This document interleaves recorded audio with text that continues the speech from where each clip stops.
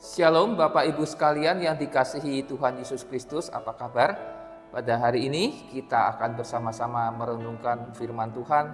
Namun sebelumnya saya mengajak Bapak Ibu untuk berdoa. Mari kita berdoa. Tuhan Yesus, terima kasih untuk kasih setia kebaikan Tuhan dalam hidup kami. Pada hari ini kami akan merenungkan firman Tuhan. Tuhan memberkati, Tuhan menolong kami. Terima kasih, dalam nama Tuhan Yesus kami sudah berdoa. Amin. Firman Tuhan pada hari ini terambil dari Kolose pasal 3 ayat 5-11. Kolose pasal 3 ayat 5-11 saya akan bacakan. Bapak Ibu saya persilakan menyimaknya dalam hati. Karena itu matikanlah dalam dirimu segala sesuatu yang duniawi, yaitu percabulan, kenajisan, hawa nafsu, nafsu jahat, dan juga keserakahan yang sama dengan penyembahan berhala. Semuanya itu mendatangkan murka Allah atas orang-orang durhaka. Dahulu kamu juga melakukan hal-hal itu ketika kamu hidup di dalamnya. Tetapi sekarang buanglah semuanya ini, yaitu marah, geram, kejahatan, fitnah, dan kata-kata kotor yang keluar dari mulutmu. Jangan lagi kamu saling mendustai, karena kamu telah menanggalkan manusia lama serta kelakuannya, dan telah mengenakan manusia baru yang terus-menerus diperbaharui untuk memperoleh pengetahuan yang benar menurut gambar kaliknya.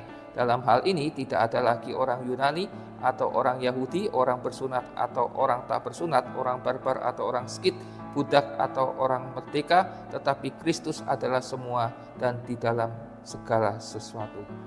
Bapak Ibu sekalian, ketika kita menerima Tuhan Yesus sebagai juru selamat kita, tentu saja kita akan berubah hidupnya karena Roh Kudus bekerja di dalam hidup kita.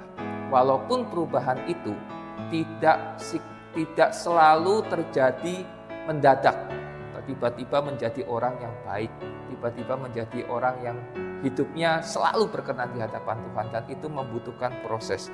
Namun paling tidak ada 2 poin penting di dalam firman Tuhan yang kita baca hari ini, yaitu yang pertama, bahwa ketika kita mau berubah, perubahan itu terjadi kalau kita mau meninggalkan hal-hal yang duniawi, seperti yang tertulis di dalam ayat 5, yaitu percabulan, kenajisan, hawa nafsu, nafsu jahat, dan juga keserakahan, yang menurut ayat ini, menurut firman Tuhan, hal-hal ini adalah sama dengan penyembahan berhala.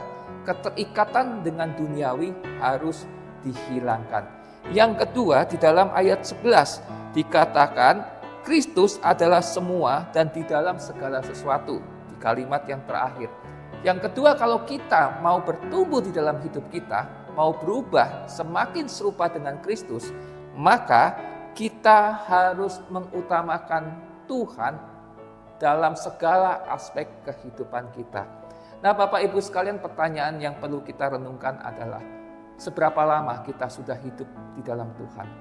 Seiring dengan pertobatan kita, hidup kita ada perubahan atau tidak? Kalau tidak, mungkin kita harus berdoa sama Tuhan, minta Tuhan untuk lebih lagi menegur kita, Roh Kudus bekerja di dalam hidup kita. Mari kita berdoa. Tuhan Yesus, terima kasih kami sudah merenungkan firman Tuhan. Biar melalui apa yang kami renungkan, kami belajar bahwa ketika kami mengaku sudah di dalam Tuhan, maka harus ada perubahan hidup kami, di mana hari lepas hari kami semakin seperti Kristus. Terima kasih Bapa, dalam nama Tuhan Yesus kami sudah berdoa.